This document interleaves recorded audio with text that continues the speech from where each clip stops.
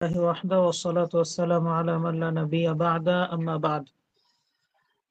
আলহামদুলিল্লাহ, আমরা গতকালকে মুতলাক মুকাইয়াদ, তারপরে হচ্ছে মুজমাল মুবাইয়ান এবং যাহির মুআওয়াল শেষ করছিলাম। আজকে ইনশাআল্লাহ নাসখ অর্থাৎ রহিতকরণ, নাসিখ মানসুখ, এই সম্পর্কে ইনশাআল্লাহ পড়ব সংক্ষিপ্ত আকারে ইনশাআল্লাহ। কয়েকটা বিষয় আমরা জানবো। একটা হচ্ছে নাসখ এর সংজ্ঞা, 2 নম্বর হচ্ছে নাসখের দলিল, 3 নম্বর বিষয় আমরা জানবো ইনশাআল্লাহ নাসখের কি বলে এটাকে, নাসখ এর যৌক্তিকতা, নাসখ আসলে করা যাবে কি না, এরকম জাতীয় জিনিস, যৌক্তিকতা। 4 নম্বর হচ্ছে মা ইউমতানাউ নাসখুহু, বা যে সমস্ত জিনিস নাসখ হয় না এরকম কি জিনিস আছে সেগুলা। 5 নম্বরে আমরা জানবো ইনশাআল্লাহ শুরুতুন নাসখ, নাসখের শর্তগুলা কি কি। 6 নম্বর আমরা জানবো ইনশাআল্লাহ নাসখের প্রকারভেদ, এবং 7 নম্বর ওই একটা আরেক ধরনের, তার মানে নাসেকের দিক দিয়ে কয় প্রকার, এইটা আর কি। এই 7টা জিনিস ইনশাআল্লাহ আমরা আজকে পড়ার চেষ্টা করব খুব সংক্ষিপ্ত আকারে ইনশাআল্লাহ। যাই হোক, আমরা শুরু করি প্রথমে। নাসখ, নাসখ কাকে বলা হয়? আমরা যদি আমাদের সংজ্ঞার দিকে দেখি তাহলে এখানে বলা হচ্ছে মূলত নাসখ শব্দের অর্থ হচ্ছে বাতিল করা, রহিত করে দেওয়া। একটা জিনিসকে আর একটা জিনিস, তার মানে একটা জিনিসকে বাতিল করে দেওয়া, এক কথায় একটা জিনিসকে বাতিল করে দেওয়া, এটা হচ্ছে নাসখ। হ্যাঁ, সুতরাং কোন জিনিসকে নাসখের, এখান থেকে আমরা বুঝলাম নাসখ শব্দ দিয়ে যে কোনো জিনিস বাতিল করে দেওয়া, কোনো জিনিস বিলম্বিত হওয়াটা নাসখের অন্তর্ভুক্ত না। বাতিল করা আর বিলম্বিত করা, এই দুইটা জিনিসের মধ্যে পার্থক্য আছে। বাতিল করা হচ্ছে হুকুমটা তুলে নেওয়া, হুকুমই আর নাই। তুমি আগে তোমার উপর একটা বিধান দেওয়া ছিল, এখন সেই বিধান আর নাই, মোটেও নাই, এটা হচ্ছে বাতিল। আর বিলম্বিত করা মানে হচ্ছে তুমি এখনো কন্ডিশনের মধ্যে পড়ো নাই, এই জন্য কন্ডিশন আসা পর্যন্ত তোমাকে বিলম্ব করা হচ্ছে। যেমন জাকাতের ক্ষেত্রে নেশাব পরিমাণ সম্পদের মালিক হওয়ার 1 বছর যাওয়া, এখন তোমার নেশাব হয় নাই, তাহলে তোমার উপর জাকাত নাই, এর মানে কি আমি জাকাত রহিত করে দিলাম? তাহলে মানসুখ এবং তার মানে হওয়া আর হচ্ছে বিলম্বিত হওয়া, দুইটা আলাদা আলাদা জিনিস। ঠিক আছে? মানসুখ হওয়া মানে হচ্ছে ওই হুকুমই নাই আর, আর বিলম্বিত হওয়া মানে হুকুম এখনো আছে, তুমি কন্ডিশনের মধ্যে পড়ো নাই, এই জন্য আসতেছে। এখানে রহিতকরণ এর আবিধানিক অর্থ হচ্ছে দূর করা, স্থানান্তর করা। পারিভাষিক অর্থ হচ্ছে হুকমু রাফঈ দালিলিন শারঈয়্যিন, অর্থাৎ শরীয়তের কোন একটা দলিলের হুকুম উঠিয়ে দেওয়া, শরীয়তের কোন একটা দলিলের হুকুম উঠিয়ে দেওয়া। আও লাফজ আও আও লাফজিহি, হুকমের উপরে আতফা, রাফউ হুকমি দালিলিন শারঈয়্যিন আও লাফজিহি, অর্থাৎ শরীয়তের দলিলের কোন একটা হুকুমকে তুলে দেওয়া অথবা লফজ তুলে দেওয়া, শব্দ তুলে দেওয়া। ঠিক আছে? বিদালিলিন মিনাল কিতাবি ওয়াস সুন্নাহ, মন গড়া করতে পারবো না, এটা করার জন্য আমাকে কি লাগবে? কোরআন সুন্নাহর দলিল লাগবে। তাই বলতেছে এখানে যে এই যে হুকুম রাফঈ দালিলিন শারঈ, শরীয়তের দলিলের হুকুম তুলে দেওয়া, এই সংজ্ঞা থেকে আমরা দুইটা জিনিস বুঝতে পারলাম। একটা হচ্ছে নাসখ কয় প্রকার বুঝতে পারলাম? 2 প্রকার। কি কি? একটা হচ্ছে হুকুম তুলে দেওয়া, আর একটা লফজ তুলে দেওয়া। তৃতীয় আর একটা প্রকার আছে, সেটা হচ্ছে হুকুম আর লফজ দুইটাই তুলে দেওয়া। তাহলে এই সংজ্ঞা থেকে আমার কাছে স্পষ্ট হয় আমাদের কাছে যে এখানে নাসখ হচ্ছে 3 প্রকার। একটা হচ্ছে কখনো কখনো হুকুম উঠে যায়, দলিল বাকি থাকে, লফজ বাকি থাকে। কখনো কখনো লফজ উঠে যায়, হুকুম বাকি থাকে। আবার কখনো কখনো হুকুম এবং লফজ দুইটাই উঠে যায়। এটা হচ্ছে নাসখের প্রকারভেদ, ওই লাস্টে যেটা আসবে 6 নম্বর স্টেপে। যাই হোক, এখানে রাফউ হুকমিন, হুকুম তুলে দেওয়া, এই শব্দ দ্বারা বোঝা যাচ্ছে এইটুকু দ্বারা, রাফউ হুকমিন মানে হচ্ছে বিলম্বিত হওয়ার যে সমস্ত বিষয় আছে সেগুলা এর অন্তর্ভুক্ত না। আমি কন্ডিশনের মধ্যে পড়ি নাই দেখে আমি যেগুলো হচ্ছে করতে পাচ্ছি না, যেই কাজগুলা, সেগুলা এর অন্তর্ভুক্ত না। ঠিক আছে? এটা বোঝা যাচ্ছে। তাইলে এখন নাসখ হলো কোরআন ও হাদিসের দলিলের মাধ্যমে শরঈ কোন দলিলের হুকুম বা শব্দ তুলে দেওয়া। মিসাল দিলে স্পষ্ট হয়ে যাবে আমাদের বক্তব্য। রাফউ হুকমিন এর দ্বারা উদ্দেশ্য হলো হুকুম পরিবর্তন করা। উদাহরণস্বরূপ ওয়াজিব থেকে মুবাহ বা মুবাহ থেকে হারামে পরিবর্তন করা, অর্থাৎ আগে ওয়াজিব ছিল এখন মুবাহ হয়ে গেছে, অথবা আগে ওয়াজিব ছিল এখন হারাম হয়ে গেছে, আগে মুবাহ ছিল এখন হারাম হয়ে গেছে, এখন আর করা যায় না। ঠিক আছে? অথবা আগে হারাম ছিল এখন ওয়াজিব হয়ে গেছে, আগে হারাম ছিল এখন মুবাহ হয়ে গেছে, হুকুম পরিবর্তন হয়ে গেছে। ঠিক আছে? এটা রাফউ দিয়ে এটা উদ্দেশ্য। তাইলে আগের ওয়াজিবটা কি হয়ে গেল? বাতিল হয়ে গেল। এখনকার হারামটা সাব্যস্ত হলো, যেটা বাতিল হয়ে গেল ওটা মানসুখ, যেটা এখন সাব্যস্ত হলো এটাকে কি বলা হয়? সুতরাং এর দ্বারা ওই হুকুম বের হয়ে গেল যে হুকুমগুলো প্রতিবন্ধকতা থাকার কারণে অথবা শর্ত না পাওয়ার কারণে বিলম্বিত হয়। ওই যে কোনো একটা মানে থাকার কারণে আমি বিলম্বিত হচ্ছে যেটা, ঠিক আছে? যেমন যদি যেমন সন্তান কি পাবে? পিতামাতার মিরাস পাবে, ঠিক আছে? এখন এই মিরাস পাওয়ার জন্য অথবা সন্তান যদি পিতামাতার কি হয়, সন্তান যদি কাফের হয়ে যায়, এক কথায় সন্তান যদি কি হয়, কাফের হয়ে যায়, তাহলে সন্তান আর কি পাবে না? মিরাস পাবে না। তার মানে কি মিরাসের হুকুম রহিত হয়ে গেছে? এটা একটা মানে আসার কারণে সন্তান কি পাইলো না? মিরাস পেল না, ঠিক আছে? তাই হচ্ছে দলিল, এই জিনিসটা বের হয়ে গেছে এখান থেকে। যেমন এখানে উদাহরণ দিচ্ছে নিসাব পরিমাণ সম্পদের ঘাটতি থাকার কারণে জাকাত প্রদানের ফরজিয়াতের আবশ্যকতা উঠে যাওয়া, ঠিক আছে? অথবা হায়েজ অবস্থায় সালাতের ফরজিয়াত উঠে যাওয়া, হায়েজগ্রস্ত মহিলা সালাত নাই, তাইলে এখানে বলতেছে যে সালাত নাই মানে কি সালাত মানসুখ হয়ে গেছে? সালাত মানসুখ হয় নাই, তার একটা মানে পাওয়া যাওয়ার কারণে সে সালাত পড়তে পারছে। অতএব এগুলাকে নসখ হিসাবে অভিহিত করা হবে না, এগুলো মানসুখ না, এগুলো নাসখ না, ঠিক আছে? আমাদের বক্তব্য লাফজু শব্দ দ্বারা উদ্দেশ্য হচ্ছে শরঈ দলিলের শব্দ। শরঈ দলিলের শব্দ হতে পারে কোরআনের শব্দ, হতে পারে হাদিসের শব্দ, ঠিক আছে? এটা এখনো হাদিস বাকি আছে। দলিলটাই সাধারণত কোরআনের উপরেই ব্যবহার হয়। লফজ বলতে সাধারণত কি হয়? কোরআনের উপরেই ব্যবহার হয়। আচ্ছা, কেননা দলিলও হতে পারে, ঠিক আছে, সুন্নাতও হতে পারে। কেননা নাসখ হয়তো বা শব্দের না হয়ে হুকুমের হয়, অথবা বিপরীত হয়, অর্থাৎ মানসুখ হয়ে গেছে হয়তো শব্দ, মানসুখ হয়ে গেছে হয়তো হুকুম, ইত্যাদি হতে পারে।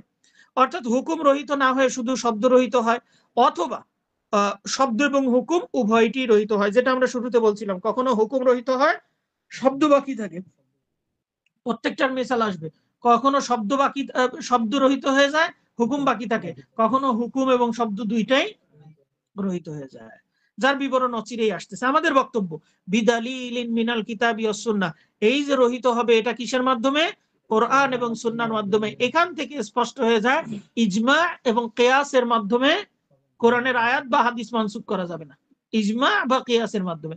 আর এটা জানা বিষয়, অসম্ভব বিষয় যে ইজমা এর মাধ্যমে কোরআনের আয়াত বা হাদিস যে মানসুখ করা যাবে না, এটা স্পষ্ট। কারণ ওলামায়ে কেরাম কখনো এটা অসম্ভব চিন্তা করাও যে সমস্ত ওলামায়ে কেরাম ঐক্যমত পোষণ করছেন যে কোরআনের এই হুকুম আমরা মানবো না, এটা অসম্ভব। এই চিন্তা করা যায় না যে সমস্ত ওলামায়ে কেরাম তারা যে সবাই মিলে ঐক্যমত হইলে তো আমরা সালাত আর পড়বো না, সালাত মানসুখ হয়ে গেল, এটা হবে না, এটা অসম্ভব বিষয়। ঠিক তেমনি ভাবে কিয়াসের মাধ্যমেও কি করা সম্ভব না? হুকুম কোরআনের আয়াত বা সুন্নাত রহিত করা সম্ভব নয়। কোরআনের আয়াত রহিত করবে শুধুমাত্র কোরআন অথবা সুন্নাত। এখানেও এমন কি ইখতিলাফ আছে যে কোরআনের আয়াত দিয়ে কোরআনের আয়াত রহিত করা যায়, কোরআনের আয়াতকে হাদিস দ্বারা রহিত করা যায় কিনা সেটা নিয়েও ইখতিলাফ আছে, ঠিক আছে? দলিল কি? মা নানসাখ মিন আয়াতিন আও নুনসিহা নাতিহা বিখাইরিম মিনহা আও মিসলিহা, ঠিক আছে? যখন আল্লাহ রাব্বুল আলামিন বলছেন আমি যখন আয়াতকে কি করি, মানসুখ করি, তখন তার বদলে আমি সেই রকম অথবা তার থেকে, তার মানে কল্যাণকর অথবা সেরকম একটা ইয়ে দেই, ঠিক আছে, আয়াত দেই।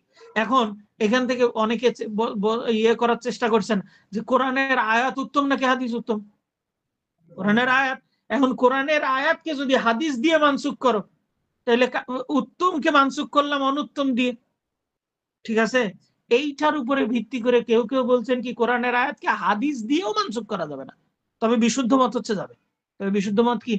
যাবে, কারণ ওটাও ওয়াহি, এটাও কি ওয়াহি, সুতরাং বিশুদ্ধ মত হচ্ছে যাবে। তবে কেউ কেউ এতদূর তাসাদ্দুদি করছেন, তারা বলতেছেন যে না, ওটাও সম্ভব না, সেখানে ইজমা কিয়াসের তো প্রশ্নই আসে না, ঠিক আছে? ইজমা কিয়াস কল্পনাতে আসে না। যাই হোক, সুতরাং এগুলি দ্বারা নাসখ সাব্যস্ত হবে না। এখন কথা হচ্ছে নাসখের যৌক্তিকতা, রহিতকরণের যৌক্তিকতা, আসলেই কি নাসখ করা সম্ভব? তাই বলতেছে জ্ঞানগত বিচারে রহিতকরণ হওয়া সম্ভব। আমরা যদি আকল দিয়ে চিন্তা করি, তাহলে আল্লাহ রাব্বুল আলামিন তিনি হচ্ছেন খালেক, তিনি যে কোনো সময় যে কোনো কিছু রহিত করতে পারেন। আগে একটা জিনিস দিয়েছেন, পরে একটা জিনিস দিয়েছেন। এখানে কেউ কেউ বলছে নাসখ মানসুখ হওয়া সম্ভব না, কারণ কি? কারণ তাদের দলিল দেখো কোন যুক্তিতে।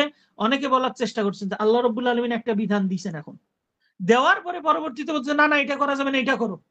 তাহলে যে আগে যেটা করাইলেন আপনি, বোঝা গেছে? অনেকের যুক্তি হচ্ছে যেহেতু আল্লাহ সুবহানাহু ওয়া তাআলা অনন্তকাল থেকে সবকিছু জানেন, কিয়ামত পর্যন্ত কি হবে সেসব বিষয়েও তার অভিজ্ঞতা তার মানে পরিপূর্ণ, সুতরাং আল্লাহ সুবহানাহু ওয়া তাআলা জেনে বুঝেই একটা বিধান দেন, সেই বিধানকে আবার পরবর্তীতে আল্লাহ পরিবর্তন করবেন কেন? কারণ এটা তো উপকারী বলেই আল্লাহ দিয়েছেন। যদি পরিবর্তন করেন মানে কি আগেরটা উপকারী ছিল না, এখনকার উপকারী। ঠিক আছে, এটা হলো বেশি যুক্তি দিয়ে বেশি বোঝার মুশকিল। ঠিক আছে, তা এরকমটা কোনো, এটা হচ্ছে অনেকের যুক্তি। এই যুক্তি দিয়ে অনেকে কি করতে চায় যে নাসখ হওয়া সম্ভব না, এটা বলতে চায়। কিন্তু আসল কথা হচ্ছে নাসখ হওয়া সম্ভব, কারণ আল্লাহ রাব্বুল আলামিন জাতিকে অভ্যস্ত করে তোলেন একটা কাজের উপরে। শুরুতে অভ্যস্ত করার জন্য এক ধরনের বিধান দেন, যখন অভ্যস্ত হয়ে যায়, ইসলাম আমাদের মাঝে এসছে তাদের রোজান, অর্থাৎ ধারাবাহিকভাবে পর্যায়ক্রমে স্টেপ বাই স্টেপ। শুরুতেই যদি একটা জিনিস আমাদের উপরে চাপাই দিতেন, সেটা কি হয়ে যেত? কঠিন হয়ে যেত। আল্লাহ রাব্বুল আলামিন অভ্যস্ত করে নেন, পরবর্তীতে যে বললেন না এটা করবে না, এখন থেকে এটা করো। ঠিক আছে, কন্ডিশনের উপর ভিত্তি করে আল্লাহ রাব্বুল আলামিন কি করেন? বান্দার কল্যাণের দিকে লক্ষ্য করে আল্লাহ চেঞ্জ করেন, করতে পারেন। এটা আকলগতভাবে সম্ভব। হ্যাঁ, আকলেই বুঝে আসে যে আল্লাহ রাব্বুল আলামিন এটা করতে পারেন। রহিতকরণ জ্ঞানগতভাবে সম্ভব হওয়ার যৌক্তিকতা হচ্ছে যেহেতু আল্লাহ সুবহানাহু ওয়া তাআলার হাতেই সমস্ত জিনিসের চাবিকাঠি, বিধান দেওয়ার অধিকার কার? আল্লাহ। সুতরাং কারণ তিনি হচ্ছে প্রতিপালক অধিপতি, কাজেই তার এই অধিকার রয়েছে যে তিনি প্রজ্ঞা ও রহমতের দাবি অনুসারে বান্দার জন্য শরঈ বিধান দিবেন। বাদশাহ তার প্রজাকে স্বীয় ইচ্ছা অনুযায়ী নির্দেশ দিবেন, এটা কি বিবেক বাধা দেয়? বাদশাহ দিতে পারে না? দিতে পারে। তা আল্লাহ সবচেয়ে ক্ষমতাধর। উপরন্তু বান্দার প্রতি আল্লাহর দয়া ও হিকমতের দাবি হলো তিনি তাদের জন্য এমন শরীয়ত প্রণয়ন করবেন যে ব্যাপারে তিনি জানেন যে এতে তাদের জন্য দিন এবং দুনিয়ার কল্যাণ আছে। আর কল্যাণ অবস্থা ও সময়ভেদে বিভিন্ন হয়। মানুষের কল্যাণ অবস্থা এবং সময়ভেদে বিভিন্ন রকমের হয়। কাজেই কোনো হুকুম একটি সময়ে বা অবস্থায় বান্দার জন্য অধিকতর কল্যাণ বিবেচিত হয়, আবার অন্য সময়ের প্রেক্ষিতে হুকুম তাদের জন্য আরেকটা হুকুম আরো বেশি কল্যাণকর বিবেচিত হয়। যখন যেটা বেশি কল্যাণকর আল্লাহ রাব্বুল আলামিন তখন সেটা দিয়েছেন। এর দলিল হচ্ছে, এখন আসো নাসখের দলিল আছে কিনা, নাসখ করা যাবে কিনা এই ব্যাপারে দলিল কি? আল্লাহ রাব্বুল আলামিন কোরআনের আয়াতে বলছেন মা নানসাখ মিন আয়াতিন আও নুনসিহা নাতি বিখাইরিম মিনহা আও মিসলিহা। তাই বলছে আমি কোরআনের কোন আয়াত রহিত করলে বা বিস্মৃত করে দিলে, মানে হচ্ছে ভুলিয়ে দিলে, আল্লাহ ভুলিয়ে দেন মাঝে মাঝে, হ্যাঁ, তদপেক্ষা উত্তম অথবা তার সমপর্যায়ের আয়াত নিয়ে আসি। ঠিক আছে, তাহলে এখানে মা নানসাখ মিন আয়াতিন, এখান থেকে বোঝা যাচ্ছে নাসখ করেন, আল্লাহ করেন। 2 নাম্বার আল্লাহ তাআলার বাণী, আল্লাহ রাব্বুল আলামিন বলছেন আল আনা খাফফাল্লাহু আনকুম, এখন তোমাদের উপরে তাকফিফ করা হলো। এই কথাটার মানে কি? এখন হালকা করে দেওয়া হলো মানে কি? আগে কঠিন ছিল। তাহলে আগে কঠিন ছিল, এখন হালকা করে দিলাম, মানে আগেরটা কি মানসুখ করে দিলাম না? এখন হালকা করে দিলাম না, নাসেখ করে দিলাম। এটা বলছে আল আনা খাফফাল্লাহু আনকুম, এই আল আন, এখন এই কাজ করলাম, এটা দ্বারা দলিল হয় কি যে মানসুখ হয়ে গেছে, একটা জিনিস মানসুখ হয়ে গেছে। ঠিক আছে, ঠিক তেমনি ভাবে আল আনা বাশিরুন, এই আল আনা খাফফাল্লাহু আনকুম এই আয়াতটা বারবার আসবে, হ্যাঁ, কয়েকটা জিনিস। আচ্ছা, এগুলো পূর্বের হুকুম রহিত হওয়ার ব্যাপারে দলিল। আরো আছে, রাসূলুল্লাহ সাল্লাল্লাহু আলাইহি ওয়াসাল্লাম বলছেন কুনতু নাহাইতুকুম আন জিয়ারাতিল কুবুর আলা ফাজুরুহা, বলছিলেন না রাসূলুল্লাহ সাল্লাল্লাহু আলাইহি ওয়াসাল্লাম যে আমি তোমাদেরকে আগে কবর জিয়ারত করতে নিষেধ করেছিলাম, এখন তোমরা জিয়ারত করতে পারো। তাহলে আগের হুকুমটা কি বাতিল হয়ে গেছে না? এখন আর নিষেধাজ্ঞা আছে নাই। আচ্ছা, অত্র হাদিস কবর জিয়ারতের নিষেধাজ্ঞা রহিত করার ব্যাপারে সুস্পষ্ট দলিল। এখন কথা হচ্ছে কোন কোন জিনিস তুমি কি যা ইচ্ছা তাই রহিত করে দিতে পারবা? কি জিনিস রহিত? যেমন ধরো যে কোরআনুল কারীমে মুসা আর ফেরাউনের কাহিনী আছে, আল্লাহ রাব্বুল আলামিন মুসা আর ফেরাউনের কাহিনী বর্ণনা করছেন 2-3 পৃষ্ঠা ধরো, দেওয়ার পরে কিছুদিন পর আল্লাহ রাব্বুল আলামিন কে আবার বলতে পারেন না না মুসা আর ফেরাউনের কাহিনী মানসুখ? বলা যায়? কারণ ওটা তো আখবার, ওটা তো খবর, সংবাদ দিছিলাম। এখন যদি বলি যে ওটা মানসুখ, তার মানে আগে যা বলছিলাম সব কি মিথ্যা, এটা তো অসম্ভব, এটা তো হইতে পারে না। এজন্য আখবার জাতীয় যত জিনিস আছে এগুলা কোনো সময় কি হতে পারে না, মানসুখ হইতে পারে না। মানসুখ হয় হলো খালি হুকুম, হুকুম হচ্ছে মানসুখ হতে পারে যে আগে এই নির্দেশ দিছিলাম এখন আর ওটা করা লাগবে না, এখন এটা করো। ঠিক আছে, কিন্তু সংবাদ যেগুলো দিছিলাম সেগুলা কি? আর আরেকটা জিনিস মানসুখ হতে পারে না, সেটা হচ্ছে এমন কিছু কাজ আহকাম যেগুলা যাবতীয় সর্বসময়ের জন্য কল্যাণকর, যেমন সত্য বলা। সত্য বলা একটা ভালো কাজ না? এখন আগে বলতো, এরকম কি হতে পারে যে আগে সত্য বলতে বলছিলাম পরে মিথ্যা বললো এখন? ঠিক আছে, আল্লাহর একত্ববাদ, ইবাদত করা, এগুলো কি চিরস্থায়ী ভাবে ভালো কাজ? আগে ইবাদত করতে বলছিলাম এখন আর ইবাদত করার দরকার নেই, না এরকম। শিরিক করা, আগে নিষেধ করছিলাম এখন আর নিষেধ করবো না, তাই? এই জন্য বলতেছে যেগুলা 2 রকমের জিনিস মানসুখ করা যায় না, একটা হচ্ছে সংবাদ, আর একটা হচ্ছে যে জিনিসগুলা সমস্ত যুগে সমস্ত সময়ে কল্যাণকর অথবা অকল্যাণকর, কল্যাণকর অথবা অকল্যাণকর, এই 2 ধরনের জিনিস মানসুখ করা যায় না। তাই হচ্ছে বিবরণ সমূহ। তবে আরেকটা জিনিস মাথায় রাখতে হবে, সেটা হচ্ছে অনেক সময় আমরা শুনছি, আমরা জানি যে হুকুম দেওয়া হয় খবরের সূরাতে। খবরের সূরাতে দেখলে দেখা যাবে মনে হচ্ছে যেন জুমলা খবরিয়া, এটা আমরা পড়ে আসছি না আগে, জুমলায় খবরিয়া কিন্তু ইনশাইয়ার অর্থ দেয়। হ্যাঁ, তা ঠিক ওই রকম জুমলায় খবরিয়ার মাধ্যমে কোনো হুকুম যদি আসে সেটাকে কিন্তু আখবারের মধ্যে ধরা যাবে না, সেটা খবরের সূরাত। ঠিক আছে, যেমন উদাহরণ দিবে এখানে, তা বলতেছে বিবরণ সমূহ আখবার, এগুলাকে রহিত করার হুকুম, এগুলাকে কেননা এগুলা রহিত করা যায় না, কেননা রহিত হওয়ার হলো হুকুম, রহিত হয় কি হুকুম। আর দু ধরনের, একটি রহিত হলে দুই বিবরণের, দুই ধরনের সংবাদের যদি একটা রহিত হয়ে যায়, তাহলে আরেকটা দাবি করে যে আরেকটা হচ্ছে মিথ্যা, একটা সত্যি আর একটা হচ্ছে কি মিথ্যা। সুতরাং এটা হবে না। আল্লাহ তার রসুলের বর্ণনা সমূহে মিথ্যা থাকা অসম্ভব, তারা মিথ্যা বলতে পারেন না। তবে যদি কোনো হুকুম খবরের আকৃতিতে আসে, তাহলে সেটি রহিত হওয়া নিষিদ্ধ নয়, হতে পারে। যেমন মিসাল, এই মিসালটা গুরুত্বপূর্ণ, আরো সামনে আসবে। আল্লাহ রাব্বুল আলামিন বলছেন সূরা আনফালের 65 নম্বর আয়াতে, ইয়াকুম মিনকুম 20 সাবিরুনা ইয়াগলিবু মিয়াতাইন, যদি তোমাদের মধ্যে 20 জন ধৈর্যশীল মুজাহিদ থাকে, তাহলে তারা 200 জনের মোকাবেলা করতে জয়ী হবে। 20 জন যদি থাকে তাহলে কত জনের পারবে? এক একজন 10 জনের করে পাবে। ঠিক আছে, জয়ী হবে। এটা আল্লাহর পক্ষ থেকে কি একটা রহমত, একটা ঘোষণা, এটা একটা ঘোষণা দিয়েছেন।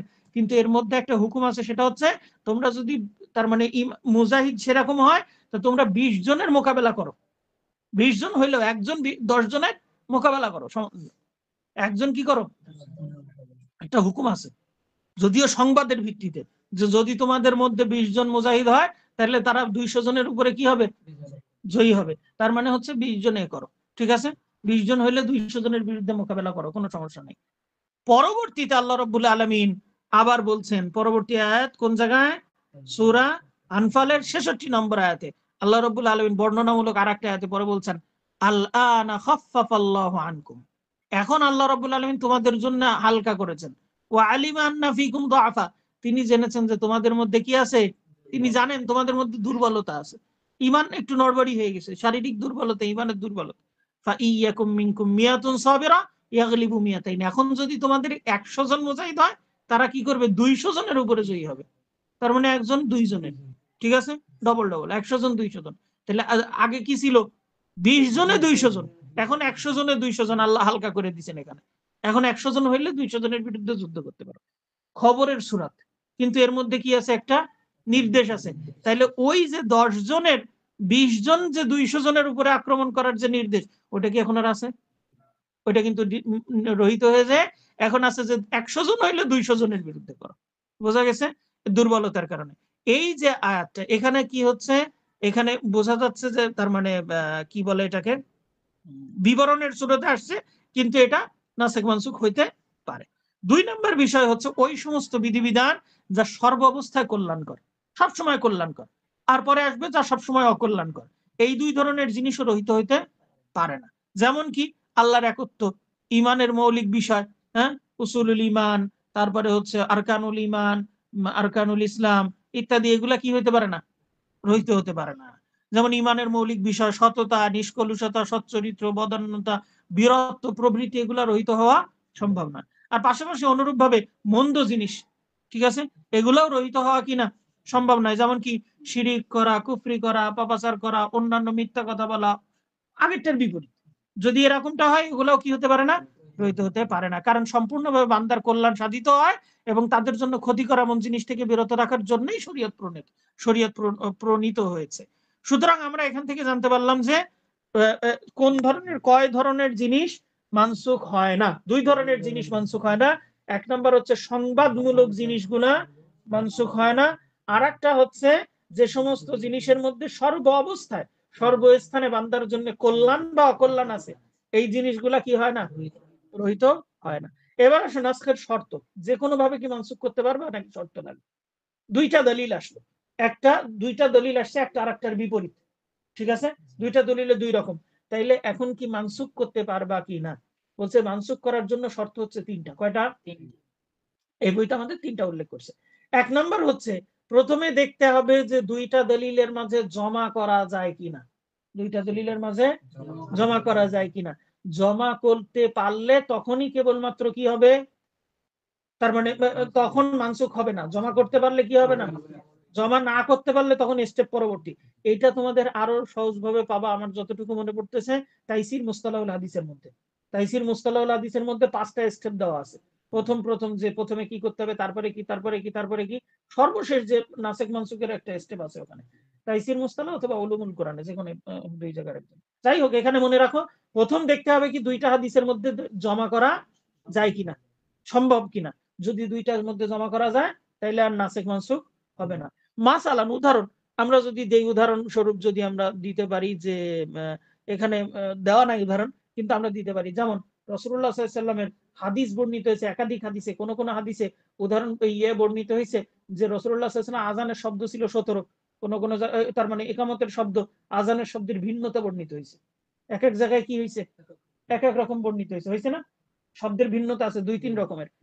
শেখুল ইসলাম ইবনু তাইমিয়া রাহিমাহুল্লাহ বলছেন যে এগুলা কোনোটা একটা আরেকটার সাথে মানসুখ করে নাই, বরং কি এগুলা জিনিস বিভিন্ন সময় বিভিন্ন জায়গায় বিভিন্নটা আমল করা সম্ভব, দলিলের মধ্যে জমা করা সম্ভব, যে তুমি এক সময় এই আজান দাও, এক সময় এরকম আজান দাও, কোনো সমস্যা নেই। ঠিক আছে, শেখুল ইসলাম ইবনু তাইমিয়া বলছেন যে সমস্ত জিনিসে একাধিক রকম হাদিস বর্ণিত হয়েছে, এগুলা যদি সহিহ হয় তাহলে কি করতে হবে, সবগুলোর উপরে আমল করা দরকার, মাঝে মাঝে এদিকে মাঝে মাঝে এদিকে। শর্ত হচ্ছে ফিতনার আশঙ্কা যদি না থাকে। ফিতনার আশঙ্কা থাকলে ওটা করার দরকার নেই, কিন্তু ফিতনার আশঙ্কা না থাকলে করা উচিত। কারণ কি, নাইলে দেখা যাবে কিছুদিন পরে গেলে একটাকে বেদাত বলে দিছে। ঠিক আছে, যে কোনো একটাকে বলবে কি যে এটাই সুন্নাত, ওইটা বেদাত। ঠিক আছে, এটা যেন না হয় এই জন্য কি করা উচিত, মাঝে মাঝে এটা মাঝে মাঝে এটা। শর্ত হচ্ছে ফিতনার আশঙ্কা যদি না থাকে। ঠিক আছে, ফিতনার আশঙ্কা থাকলে আবার করার দরকার নেই। এখন এক জায়গায় হচ্ছে একামতের শব্দ ডবল ডবল দেয়, আমি যে বললাম যে না একটা দিতে হবে, তাহলে ফিতনা হয়ে যাবে। কিন্তু আগে তাদেরকে বুঝে ওই মন মানসিকতায় নিয়ে আসো, একটা দাও। আবার একটা হচ্ছে দুইটা কেউ দিতে গেল যে না আমি দুইটা দেবো আজকে, এটা তাহলে কিন্তু মারামারি শুরু হয়ে যাবে। এই জন্য এইদিকে যাওয়া যাবে না, ফিতনার আশঙ্কা করা যাবে না। আগে বুঝাইতে হবে তাদেরকে, অভ্যস্ত করে নিতে হবে যে দুইটাই হাদিস আছে আমার, আমি দুইটাই কি করতে পারি, যে অবস্থা বুঝে আমাকে সেই অনুযায়ী আমল করতে হবে, যাতে সবাই যেন এটা সুন্নাত এই ব্যাপারে অভ্যস্ত হয়ে ওঠে। ঠিক আছে, এটা একটা গেল।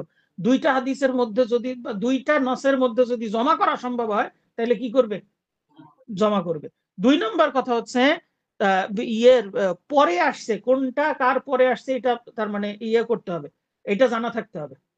কোনটা কার পরে আসছে, কোনটা নাসেক কোনটা মানসুক, এটা জানা থাকতে হবে। এখন আমি নাসেক মানসুক জানি না, তাইলে আমি কি করতে পারবো না। এখন জানবো কিভাবে এটা নাসেক নাকি, এটা দুইটা দলিল আসছে, কোনটা নাসেক কোনটা মানসুক এটা জানি না। এটা জানার সিস্টেম হচ্ছে 3টা। কয়টা, সরাসরি রাসূলুল্লাহ সাল্লাল্লাহু আলাইহি ওয়াসাল্লাম বলে দিতে পারেন। যেমন মিসাল আজকে গেছে একটা, কুনতু নাহাইতুকুম আন জিয়ারাতিল কুবুর আলা ফাজুরুহা, তাহলে আগে জিয়ারাতুল কুবুর মানসুখ ছিল, এখন জায়েজ। ঠিক আছে, আচ্ছা, রাসূল বলে দিল না সরাসরি। আচ্ছা, এখানে দিয়েছে, এখানে দেওয়া হয়েছে মেসাল, যেটা দেওয়া হয়েছে সেটা মুতাবিবাহের ব্যাপারে, সাময়িক বিবাহের ব্যাপারে বলা হচ্ছে যে কুনতু আযানতু লাকুম ফিল ইসতিমতা'i মিনান নিসা ওয়া ইন্নাল্লাহা ক্বাদ হাররামা যালিকা ইলা ইয়াউমিল কিয়ামা। আল্লাহ রাব্বুল আলামিন কি করেছেন, কিয়ামত পর্যন্ত হারাম করে দিয়েছেন। আগে অনুমতি দিছিলাম, এখন অনুমতি নাই, কিয়ামত পর্যন্ত আর অনুমতি নেই। তাইলে এটা সরাসরি কে বলে দিলেন। তাইলে জানলাম আমরা যে একটা নাসেক নাসেক মানসুক রাসূলের নসের মাধ্যমে জানলাম। 2 নম্বর হচ্ছে সাহাবায়ে কেরামের হাদিসের মাধ্যমে। রাসূলের কথা পাই নাই, কিন্তু সাহাবায়ে কেরাম স্বীকৃতি দিল যে আগে আমরা এটা করতাম, পরে আমরা এইটা করছি। ঠিক আছে, এরকম যদি কোনো জায়গায় থাকে রাসূলের কথা, এটা সাহাবায়ের কথা, এটার দ্বারাও নাসেক মানসুক জানা সম্ভব। যেমন এই দলিলটা আরো কয়েকবার আসবে, এই জন্য মাথায় রেখে এটা। যেমন আয়েশা রাদিয়াল্লাহু তাআলা আনহা থেকে বর্ণিত, তিনি বলছেন কানা ফীমা উনজিলা মিনাল কুরআন 10 রাদাআতিন মা'লুমাতিন ইউহাররিমনা। যে রাসূলুল্লাহ সাল্লাল্লাহু আলাইহি ওয়াসাল্লাম বলছেন, আয়েশা রাদিয়াল্লাহু তাআলা আনহা বলছেন যে কোরআন অবতীর্ণ হতো কিসের, অবতীর্ণ হয়েছিল, কোরআনের অবতীর্ণ হয়েছিল যে ওই যে রাদাআত সাব্যস্ত হওয়া। রাদাআত মানে দুধ সম্পর্ক, হ্যাঁ, দুধ মাতা, দুধ ভাই, দুধ বোন, এর জন্য সাব্যস্ত হওয়ার জন্য শর্ত কি, শর্ত হচ্ছে কতটুক দুধ পান করা লাগবে, বলছে 10 বার দুধ পান করা লাগবে। তাই আয়েশা রাদিয়াল্লাহু তাআলা আনহা বলছেন কোরআনে আগে আয়াত ছিল যে 10 বার দুধ পান করলে ইউহাররিমনা, হারাম হয়। তার মানে দুধ সম্পর্ক সাব্যস্ত হয়ে হারাম সাব্যস্ত হয়। ঠিক আছে, মুহরিম হয়ে যায়। সুম্মা নুসিখনা বিখামসিন মা'লুমাত, এর পরবর্তীতে কি হলো, এটাকে মানসুখ করে দেওয়া হলো 5 বার দ্বারা। তাহলে আগে কয়বার খাওয়া লাগতো? 10 বার। পরবর্তীতে কয়বার এ করা লাগে? 5 বার। এটা হচ্ছে দুধ সন্তান যদি তার কারোর কাছ থেকে 10 বার, আগের নিয়ম ছিল যে 10 বার দুধ পান করলে দুধ মাতা সাব্যস্ত হবে, পরবর্তীতে সেটাকে মানসুখ করে দেওয়া হয়েছে 10 বার। আচ্ছা, এই যে উনজিলা মিনাল কোরআন, কোরআন নাজিল হতো, কোরআন নাজিল হতো যে আশারা রাদাআতিন মালুমাত। কোরআনে যারা হাফেজ আছো, কোরআনে কি আশারা রাদাআতিন মালুমাত আয়াত আছে কোনো? আচ্ছা, সুম্মা নুসিখনা বি খামসিন মালুমাত, খামসিন মালুমাত আয়াত আছে কোনো? দুইটার একটা আয়াত আছে? নাই, আয়াত একটাও নাই দুইটার। কিন্তু হুকুম, এই যে আয়েশা রাদিয়াল্লাহু তাআলা আনহা বললেন না খামসিন মালুমাত, হুকুম এখনো বাকি আছে। এটা মিসাল হচ্ছে লফজ নাসিখ হয়ে গেছে, মানসুখ হয়ে গেছে, হুকুম বাকি আছে, তার মিসাল এটা। বোঝা গেছে? লফজ হতে। আচ্ছা, আশারা রাদাআতিন মালুমাতিন ইউহাররিমনা, আশারা রাদাআতিন মালুমাতিন ইউহাররিমনা, এটার হুকুম কি আছে এখন? 10 বার খেলে যে হারাম হবে, এটার হুকুম এখন আছে? কোরআনে আয়াত আছে। তাহলে হুকুমও নাই, আয়াতও নাই। এই জন্য এটা দলিল কিসের? যে মা নুসিখা হুকমুহু ওয়া লাফজুহু, এমন দলিল যার হুকুমও বাতিল রহিত হয়ে গেছে, লফজও বাতিল হয়ে গেছে। তাহলে একই আয়াত, একই হাদিসের মধ্যে কয়টা পাইলা? দুইটা পাইলা, আর এখানে আরেকটা পাইলা, তিনটা মোট টোটাল দলিল। ঠিক আছে? দলিল এখানে পাইলা হচ্ছে যে সাহাবায়ে কেরামের খবরের মাধ্যমে নাসখ সাব্যস্ত হয়। ঠিক আছে? এই একটা দলিল পাইলা। 2 নম্বর দলিল পাইলা এখানে যে এমন, যে ওই যে পরবর্তীতে আসবে আবার, যে এমন মানসুখ যেটার হুকুম এবং সব দুইটাই কি হয়ে গেছে? বাতিল হয়ে গেছে। আবার আরো একটা পাইলা যেটার হুকুম আছে কিন্তু শব্দ রহিত হয়ে গেছে। ঠিক আছে? এটা তিনটা দলিল পাইছে এখান থেকে। এরপরে আরেক ভাবে মানসুখ জানা যায়, নাসেখ জানা যায়, সেটা হচ্ছে তারিখ, ইতিহাসের মাধ্যমে। ইতিহাস যদি ঘাটো, তাহলে এখন ইতিহাস ক্ষেত্রে দেখবা যে এখন কি হচ্ছে, কোন আয়াত আগে কোন আয়াত পরে নাজিল হয়েছে। এটা যেমন মেসাল হচ্ছে ওই আল আনা খাফাফাল্লাহু আনহু, এর আগে যেটা গেছে, ওই আল আন শব্দ দ্বারা বোঝা যাচ্ছে যে এখন এটা হয়েছে, আগে কি ছিল? আর একটা ছিল। ঠিক আছে? তাইলে এই গেল আমার 3 প্রকার। শুরুতুন নাসখের শর্ত হচ্ছে দুইটা পাইলাম আমি। একটা হচ্ছে যদি জমা করা সম্ভব না হয় তখন নাসখ করা যাবে। ঠিক আছে? 2 নাম্বার হচ্ছে এর নাসিক সম্পর্কে, নাসিক সম্পর্কে জানতে হবে যে নাসিকটা কোনটা পরে আসছে, এটা সম্পর্কে জ্ঞান থাকা লাগবে। যদি জ্ঞান না থাকে তাহলে আমরা নাসিক মানসুখ করতে পারবো না। ঠিক আছে? 3 নাম্বার আরেকটা দলিল আছে, সেটা হচ্ছে 3 নাম্বার আরেকটা শর্ত আছে, সেটা হচ্ছে সুবুতুন নাসিখ। নাসিখটা দলিলটা সুবুত হওয়া লাগবে, সহিহ হওয়া লাগবে, বিশুদ্ধ হওয়া লাগবে, দলিল বিশুদ্ধ হওয়া লাগবে। ঠিক আছে? হয়তো কোরআনের আয়াত দলিল বিশুদ্ধ, অথবা হাদিস সহিহ সনদে বিশুদ্ধ। এখন যদি যে হুকুমটা মানসুখ বলতেছি আমি সে সহিহ, কিন্তু যে হুকুমটাকে নাসিখ বলতেছি এটা যায়িফ, তাহলে কি হবে? যায়িফ যদি হয় তাহলে কিন্তু হবে না, বরং কি হওয়া লাগবে? সহিহ হওয়া লাগবে। তাহলে শর্ত আমরা 3টা পেলাম। একটা হচ্ছে তাআদ্দুরুল জামউ বাইনাদ দালিলাইন, অর্থাৎ দুই দলিলকে একত্রিত করা কি হবে? অসম্ভব হবে। 2 দলিলকে জমা করা অসম্ভব হতে হবে।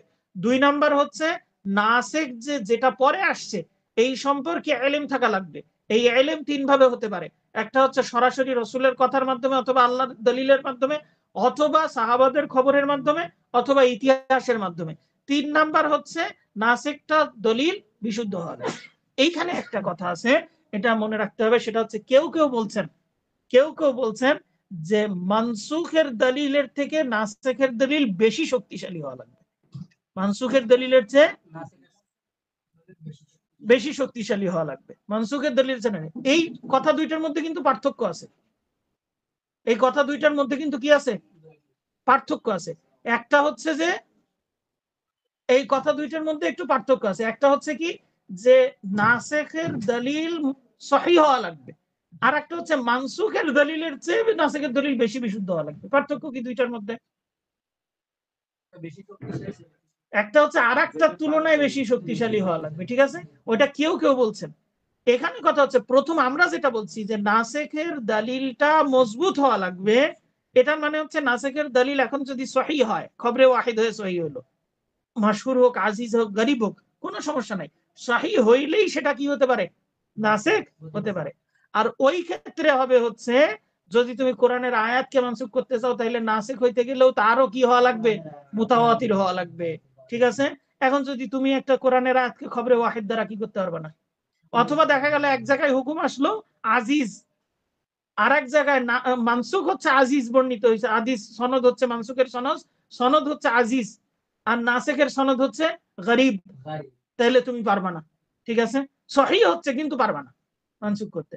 এই জন্য লেখক আবার পরবর্তী বলেও দিয়েছেন, কেউ কেউ যে এটা বলেছে যে নাসিখের তুলনায় মানসুখকে বেশি, মানসুখের তুলনায় নাসিখকে বেশি শক্তিশালী হওয়া লাগবে, এই কথা, এই যুক্তি কি না, এই যুক্তি ঠিক না। এটা যুক্তি, এই শর্তটা ইয়ে না, প্রযোজ্য না। তাহলে আমরা এখান থেকে জানতে পারলাম নাসিখ বা রহিতকারীর দলিল সহিহ হওয়া লাগবে। এক্ষেত্রে অধিকাংশ বিদ্বানগণের শর্ত করেছেন রহিতকারী দলিল রহিতব্য দলিলের চেয়ে বেশি শক্তিশালী অথবা সমমানের হতে হবে। কাজেই তাদের মতে মুতাওয়াতির হাদিস খবরে ওয়াহিদ দ্বারা রহিত করা, যদিও রহিতকারী দলিলটি সহিহ হয় তারপরেও যাবে না, এটা বলেছেন। কিন্তু অধিকতর গ্রহণযোগ্য মত হলো নাসখ সাব্যস্ত হওয়ার জন্য নাসিখকে অধিকতর শক্তিশালী কিংবা সমমানের হওয়া শর্ত নয়, কেননা নাসখ হওয়ার ক্ষেত্রে হুকুম আর হুকুম সাব্যস্ত হওয়ার জন্য মুতাওয়াতির হওয়া শর্ত নয়, সুতরাং এটা অধিক বিশুদ্ধ হওয়া কি না, শর্ত না। বোঝা গেছে? ক্লিয়ার? তাহলে শর্ত তাহলে আমরা জানতে পারলাম। আর দুইটা জিনিস আছে, একটা হচ্ছে আনওয়াউন নাসখ অর্থাৎ বা আকসামুন নাসখ, যেটা বলি নাসিখের প্রকারভেদ। নাসখ তিন প্রকার। নাসখ কি কয় প্রকার? যেটা আমরা শুরুতে বলে আসছিলাম। কি জিনিস? একটা হচ্ছে যার হুকুম মানসুখ হয়ে গেছে কিন্তু শব্দ এখনো বহাল আছে, হুকুম মানসুখ হয়ে গেছে কিন্তু শব্দ এখনো বহাল আছে, যেমন না রদাআত না, ওখানে তো কোনোটাই নেই, হুকুম মানসুখ হয়ে গেছে কিন্তু শব্দ এখনো বহাল আছে, যেমন ইয়াকুম মিনকুম 20 সাবিরুনা ইয়াগলিবু মিয়াতাইন, এই আয়াত এখনো আছে না, কিন্তু হুকুম আছে, হুকুম নাই। তাই বলতেছে এখানে হুকুম মানসুখ হয়ে গেছে কিন্তু শব্দ, হুকুম মানসুখ হয়ে গেছে কিন্তু শব্দ এখনো আছে, যেমন সূরা আনফালের 66 নম্বর আয়াত। তাহলে এটা হচ্ছে দলিল হচ্ছে যে হুকুম মানসুখ হয়ে যেতে পারে, শব্দ কি হতে পারে, থাকতে পারে। আচ্ছা, এই আয়াত দলিল মানসুখ হয়েছে কোন হুকুম দ্বারা? ইয়াকুম মিনকুম 20 সাবিরুন ইয়াগলিবু মিয়াতাইন, না, আল আনা খাফফাল্লাহু আনকুম, আল আনা খাফফাল্লাহু আনকুম, এই আয়াত দ্বারা কি হয়েছে, ওই আয়াত রহিত হয়ে গেছে, ওই আয়াতের হুকুম রহিত হয়েছে কিন্তু আয়াতের তেলাওয়াত এখনো আছে। আচ্ছা, হুকুম রহিত হয়ে গেল, তেলাওয়াত এখনো বাকি থাকলো কেন, হিকমত কি? এটা ওলামায়ে কেরাম একটা ব্যাখ্যা ইয়ে করছেন যে আল্লাহ রাব্বুল আলামিন তেলাওয়াত করলেই তো সব, এই জন্য রেখে দিয়েছেন এই জায়গায়। ঠিক আছে, এটা তাদের একটা যুক্তি। তাহলে তো পরের যুক্তিতে যে ঠিক যাবা, সেটা হচ্ছে যে যেটা হুকুম বাকি আছে কিন্তু তেলাওয়াত উঠায় নিছে, সেখানে তোমার কি যুক্তি?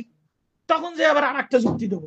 ঠিক আছে, যখন যেটা মুনাসাব মনে হচ্ছে তখন সেটা আর কি দিচ্ছি, তাই এখানে ধরে নিলাম এটা একটা হিকমত। ঠিক আছে, এক এক কাজের এক একটার হিকমত এক এক রকম হতে পারে, এই ক্ষেত্রে হিকমত হচ্ছে এটা।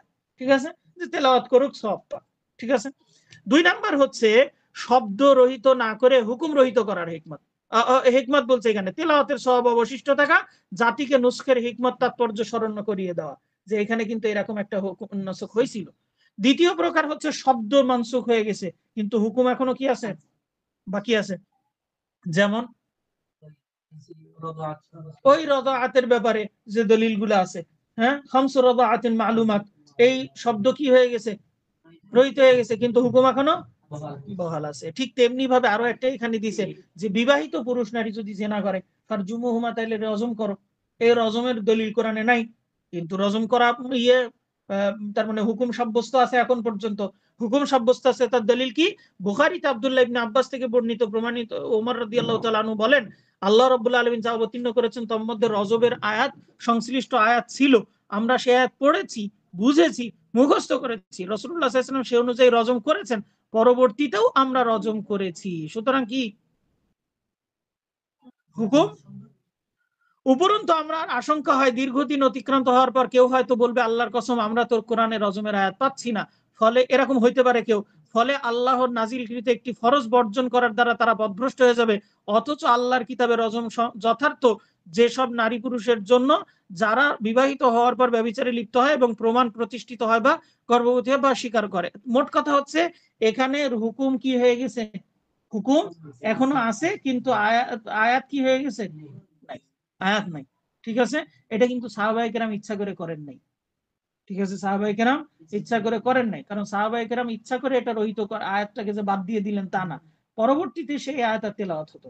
ঠিক আছে, তেলাওয়াত না হতে হতে পরবর্তীতে ইয়ে হয়েছে যে এটা তেলাওয়াত না হওয়ার মানেই হচ্ছে আল্লাহ রাব্বুল আলামিন ইচ্ছা করেই এটা করেছেন, আল্লাহ রাব্বুল আলামিন জেনে, কারণ ইন্না নাহনু নাযালনা যিকরা ওয়া ইন্না লাহু লাহাফিজুন।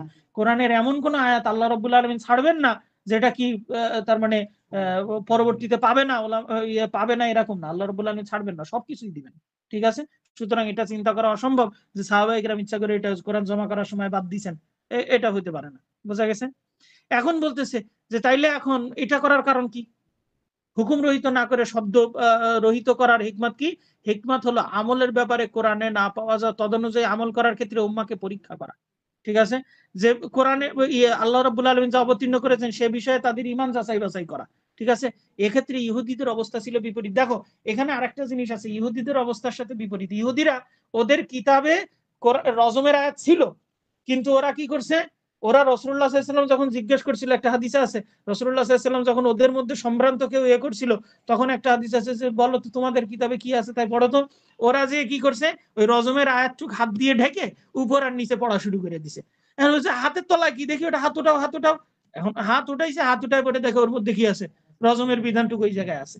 তা ওদের কিতাবে থাকার পরেও ওরা ঢেকে ঢুকে কি করে, আর আমাদের কিতাব থেকে আল্লাহ তুলে দিয়েছেন তারপরেও আমরা কি করি, মানি। এটা হচ্ছে ইহুদিদের সাথে মুসলিমদের কিসের একটা পার্থক্য, হয়তো তুলে দেওয়ার হিকমত এখানে যে দেখ তোদেরটা দিলাম তারপরেও তোরা মানিস না, আর এখানে আমি তুলে দিছি তারপরেও আমার এই কি করে উম্মতে মুহাম্মদ এটা কি করে, মানে হইতে পারে। এটা এটা আমরা একটা বললাম, হ্যাঁ, হিকমতের মধ্যে একটা হিকমত তো ওলামায়ে কেরাম বের করছেন গবেষণা করে, এটা এক একজনের কাছে এক এক রকম হিকমত বের হতে পারে, সাব্যস্ত হতে পারে। 3 নম্বর হচ্ছে হুকুম এবং আয়াত উভয়টি রহিত হয়ে যাওয়া, যেমন ওই যে আশারা রাদাআতিন মালুমাত। ঠিক আছে, ওখানে ওই আয়াত আছে, হুকুম আছে, কেউ কিছু নেই। ক্লিয়ার? আচ্ছা, এইবার তাইলে আমাদের গেল কয় প্রকার, গেল 3টা। একটা হচ্ছে আয়াত বাকি থাকবে হুকুম রহিত হয়ে যাবে, আর একটা হচ্ছে হুকুম বাকি থাকবে আয়াত রহিত হয়ে যাবে, আর একটা হচ্ছে হুকুম এবং আয়াত দুইটাই কি হয়ে যাবে, এইবার আসো সর্বশেষ আজকের ইয়েতে না, এরপর আরেকটা আছে যে হিকমতটা খালি দিয়ে নাসখ রহিতকারী দলিলের দিক দিয়ে নাসখ কয় প্রকার, 4 প্রকার। দলিলের দিক দিয়ে অর্থাৎ কাকে কি দ্বারা রহিত করা যাবে। ঠিক আছে, 4 প্রকার। এই 4 প্রকার কি? কোরআনকে কোরআন দিয়ে রহিত করা, কোরআনকে হাদিস দিয়ে রহিত করা, হাদিসকে কোরআন দিয়ে রহিত করা, হাদিসকে হাদিস দিয়ে রহিত করা। এই হচ্ছে 4 প্রকার। ঠিক আছে, মিসাল দিলে স্পষ্ট হয়ে যাবে। কোরআন দ্বারা কোরআন রহিত করা উদাহরণ হচ্ছে ওই যে কাফেরদের মোকাবেলা করার যে দলিল বলছিলাম যে আল আনা খাফাফাল্লাহু আনকুম, 2 আয়াতই কোরআনে আছে না, একটাকে আরেকটা দিয়ে রহিত করলো। আচ্ছা, এটা গেল কোরআনকে কোরআন দিয়ে রহিত করা, ইশরুনা সাবিরুনা ইয়াগলিবু মিয়াতাইন, ওই আয়াতকে আল আনা খাফাফাল্লাহু আনকুম এই আয়াত দ্বারা রহিত করা। তাহলে কোরআনের আয়াতকে কোরআনের আয়াত দিয়ে রহিত করলাম। 2 নম্বর হচ্ছে কোরআনের আয়াতকে হাদিস দ্বারা রহিত করা। লেখক এখানে বলছেন হাদিস দ্বারা রহিত হওয়া আমি এর সপক্ষে ত্রুটি মুক্ত কোনো দলিল খুঁজে পাইনি।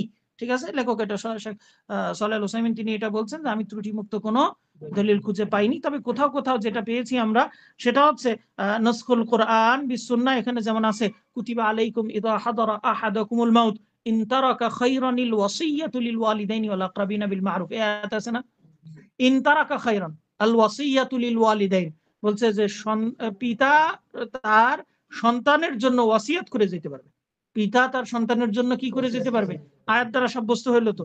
কিন্তু রাসূলুল্লাহ সাল্লাল্লাহু আলাইহি ওয়াসাল্লাম হাদিসে আছে লা ওয়াসিয়াতা লিওয়ারিসিন। ঠিক আছে, যারা ওয়ারিসের মাল পায় তাদের জন্য আলাদা এক্সট্রা ভাবে কি করা যাবে না, ওসিয়াত করা যাবে না। তাহলে কোরআনের আয়াতের হুকুম কি হলো, হাদিস দ্বারা মানসুখ হলো। হ্যাঁ, তো আয়াতে বলতেছে যে ওয়ালিদাইন হবে, এখানে বলতেছে হবে না। এখন এই আয়াতটা এই হাদিসটা কি সনদে কোনো ত্রুটি আছে কিনা, হতে পারে ত্রুটি থাকতে পারে, আমার সঠিক এটার ব্যাপারে নেই, তবে আমরা মেসাল হিসাবে এটা কোথাও কোথাও আর কি এটা দেখলাম আর কি, কোথাও মেসাল হিসাবে এটা দিয়েছে। তাহলে আয়াত দ্বারা হাদিস দ্বারা হাদিস দ্বারা আয়াতকে মানসুখ করার দলিল কি, এটা ইন তারাকা খায়রানিল ওয়াসিয়া লিল ওয়ালিদাইনি ওয়াল আকরাবিনা বিল মারুফ, এই আয়াত রহিত হয়ে গেছে কোন হুকুম রহিত হয়ে গেছে কিসের মাধ্যমে, লা ওয়াসিয়াতা লিওয়ারিসিন, এই দলিলের মাধ্যমে। ঠিক আছে, 3 নম্বর হচ্ছে নুসখুস সুন্নাতি বিল কোরআন, সুন্নাতকে রহিত করা কোরআনের মাধ্যমে। যেমন সুন্নাতের মধ্যে আছে, হাদিসের মধ্যে ছিল রাসূলুল্লাহ সাল্লাল্লাহু আলাইহি ওয়াসাল্লাম বাইতুল মাকদাসের দিকে ফিরে নামাজ পড়তেন, আল্লাহ রাব্বুল আলামিন রহিত করে দেন ফাওয়াল্লি ওয়াজহাকা শাতরুল মসজিদুল হারাম। ঠিক আছে, তাহলে এখানে কি হলো, মসজিদে মাকদাসের দিকে ফিরে সালাত আদায় করা রহিত হয়ে গেল। কোরআন দ্বারা হাদিস রহিত হয়ে গেল। এরপরে চতুর্থ নাম্বার হচ্ছে হাদিস দ্বারা হাদিসকে রহিতকরণ। এর দৃষ্টান্ত কোনটা? কুনতু নাহাইতুকুম আন জিয়ারাতিল কুবুর আলা ফাজুরুহা। ঠিক আছে, আগে নিষেধ করছিল, এখন হচ্ছে কি করো। তাহলে এটা হচ্ছে হাদিস দ্বারা কি করা, হাদিসকে রহিত করা। এখানে আরেকটা উদাহরণ দিছে, কুনতু নাহাইতুকুম আনিন নাবিযি ফিল আওয়াইয়াতি ফাশরিবু ফিমা শি'তুম ওয়ালা তাশরিবু মুসকিরান না মুসকিরান না মুসকারান, মুসকিরান হবে। আচ্ছা, যাই হোক, আমাদের ওই হাদিসটাও চলে, আমাদের ওই দলিলটাই যথেষ্ট আমাদের জন্য, যে হাদিস দ্বারা কি হয়, হাদিসকে মানসুখ করা যায়। তাহলে এটা আমরা পেলাম মোট 4 প্রকার। কোরআন দ্বারা কোরআনকে মানসুখ করা, কোরআন দ্বারা হাদিস দ্বারা কোরআনকে মানসুখ করা, কোরআন দ্বারা হাদিসকে মানসুখ করা, হাদিস দ্বারা হাদিসকে মানসুখ করা, এই 4 প্রকার। এবার আসো সর্বশেষ, নাসখের হিকমত কি, কেন আল্লাহ রাব্বুল আলামিন এই নাসখ মানসুখ দিলেন। এর অর্থ হচ্ছে রহিতকরণের অনেক হিকমত। ওই যে বলেছিলাম যে রহিতকরণের অনেক তাৎপর্য একজন এক এক রকম বের করতে পারে, তার মধ্যে একটা করছেন, 1 নম্বর হচ্ছে বান্দার দিন দুনিয়ার জন্য অধিকতর উপকারী যেটা, সেই ধরনের শরীয়ত প্রণয়নের মাধ্যমে তাদের কল্যাণের দিকে লক্ষ্য রাখা। 2 নম্বর হচ্ছে শরীয়ত প্রণয়নের ক্ষেত্রে ক্রমবিকাশের পন্থা অবলম্বন করা, যাতে তা ক্রমান্বয়ে পূর্ণতায় পৌঁছাতে পারে। অর্থাৎ আগে তোমাদের জন্য এটা সহজ ছিল, এখন ওইটাকে মানসুখ করে দিয়ে এটা দিলাম, ঠিক আছে, ক্রমান্বয়ে আস্তে আস্তে পূর্ণ করে দিল আল্লাহ রাব্বুল আলামিন। এক হুকুম থেকে পরিবর্তন করে অন্য হুকুম গ্রহণের ব্যাপারে প্রস্তুত করা বান্দাকে, ঠিক আছে, যে আমি প্রয়োজন হলে, এটা রাসূলুল্লাহ সাল্লাল্লাহু আলাইহি ওয়াসাল্লামের সময়, যে আমি প্রয়োজন হলে পরিবর্তন করতে পারি, তোমরা মানসিকভাবে এটা প্রস্তুতি নাও, ঠিক আছে, এটার ব্যাপারে এটা প্রস্তুতি নেওয়া, এটা রাসূলুল্লাহ সাল্লাল্লাহু আলাইহি ওয়াসাল্লাম। এখন তো বিধান সাব্যস্ত হয়ে গেছে, এখন তো তুমি আর এটা কি করতে পারবা না, আগেরটাকে তো আর প্রচলন করতে পারবা না এখন আর, ঠিক আছে। এটা তৎকালীন সময়ের লোকদের জন্য ফায়দা। রহিতকরণ সাধিত হয়ে তুলনামূলক সহজ বিধান আসলে আল্লাহর শুকরিয়া আদায় করা। মনে করো আগের বিধানটা কঠিন ছিল, এখনকার বিধানটা কি হয়েছে, সহজ হয়েছে, তাহলে আল্লাহর শুকরিয়া আদায় করা। আবার যদি তার বিপরীত হয়, আগের বিধানটা সহজ ছিল এখন কঠিন হয়ে গেছে, তাহলে বিপদে ধৈর্য ধারণ করার ব্যাপারে অভ্যস্ত করে তোলা, ঠিক আছে। এটা হচ্ছে ফায়দা। এর মাধ্যমে আমাদের হিকমত শেষ হলো। এরপরে ইনশাআল্লাহ আখবার আগামীকালকে ইনশাআল্লাহ, ঠিক আছে। তাহলে আমরা এর মাধ্যমে আজকের আমাদের রহিতকরণের ব্যাপারে যে দলিলগুলা ছিল, সেই দলিলগুলা রহিতকরণ সম্পর্কে আলোচনা শেষ করলাম। আমরা এর মধ্যে বিভিন্ন 7টা পয়েন্ট পড়ছি, মোটামুটি 7টা থেকে 8টা পয়েন্ট পড়ছি। এই 8টা পয়েন্ট মাথায় রাখলে ইনশাআল্লাহ আমাদের জন্য বিষয়গুলো বোঝা সহজ হয়ে যাবে ইনশাআল্লাহ। এই ব্যাপারে কারো কোনো প্রশ্ন থাকলে প্রশ্ন করা যেতে পারে।